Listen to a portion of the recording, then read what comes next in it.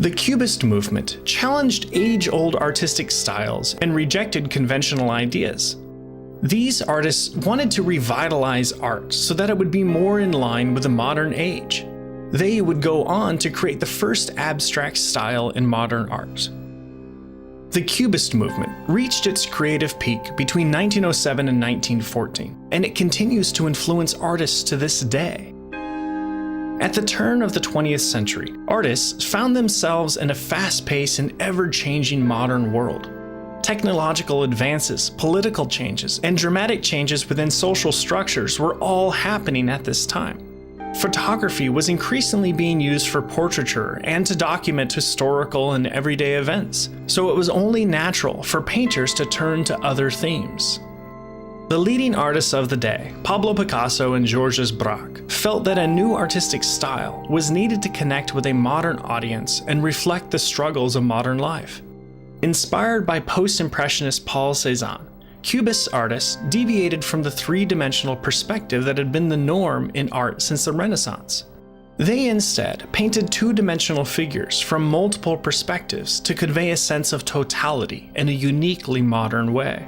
Cubist artists simplified natural forms into geometric shapes like cylinders, spheres, and of course cubes. The movement got its name from a French critic who, upon viewing Braque's 1908 landscape paintings, commented on the liberal use of cubes. Cubists had a new approach to painting time, volume, mass, and space. Instead of attempting to duplicate images, Cubists attempted to distill the essence of their subjects with abstract forms. For example, instead of painting a breakfast table as a three-dimensional flat surface topped with realistic dishes, Juan Gris' Breakfast depicts a fragmented table, complete with fragmented, multicolored dishes with wallpaper spilling onto both. This invites viewers to contemplate not the beauty or reality of the scene, but the essence or feeling of a breakfast table set with dishes.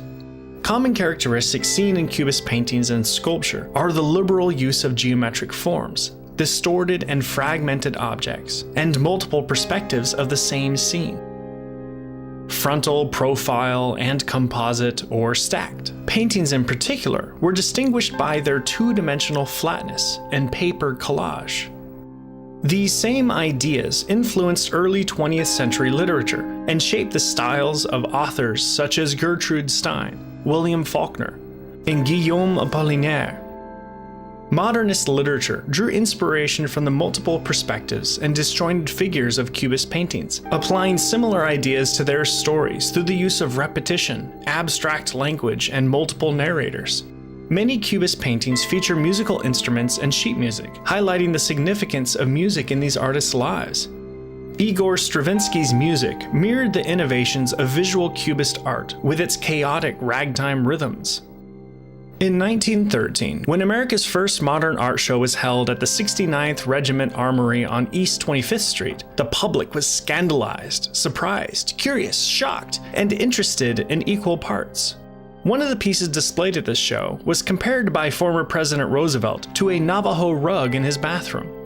This piece, Duchamp's Nude Descending a Staircase, was already in the eye of a storm, since it had received some scathing criticism from many other Cubist artists, including Duchamp's brother. However, the movement would gain popularity and acceptance gradually as a result of subsequent art movements. Pablo Picasso was one of the most influential Cubist painters and is often credited with inventing the Cubist style. Les Demoiselles d'Avignon was one of the major works to inspire the movement. If you look closely at this painting, you'll see that the women's faces look like abstract African masks. In fact, Picasso was heavily influenced by masks from sub-Saharan Africa, and his work took on a primitivist character. Primitivism was the idea that non-Western people were closer to nature and more sensual.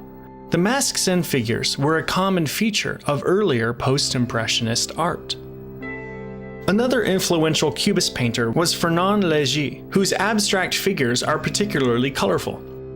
His 1919 painting, The City, foreshadows futurist art with its stress on the relationship between man and the machine, and the harshness of the modern metropolis. The City depicts a juxtaposition of city scenes such as metal beams, highways, pipes, and flights of stairs, all seen from multiple perspectives and drawing viewers' eyes to each chaotic element.